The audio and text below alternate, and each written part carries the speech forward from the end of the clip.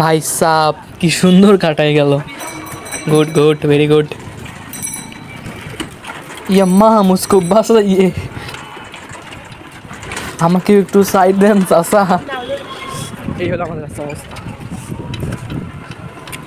কি সুন্দর কুত্তা, সরি টমি আর কালু।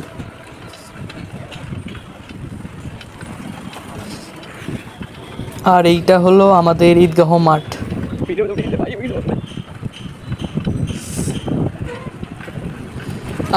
আর ভাল লাগে না, এই সরকার কি রাস্তাটা চোখেই দেখে না।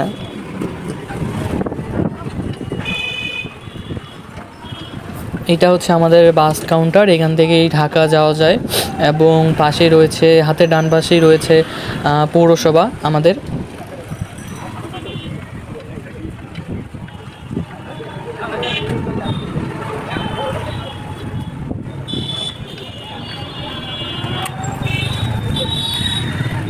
এভাবে আসলে রাস্তার মাঝখানে দাঁড়িয়ে থাকাটা উচিত না, কারণ যে কোনো সময় দুর্ঘটনা হইতে পারে।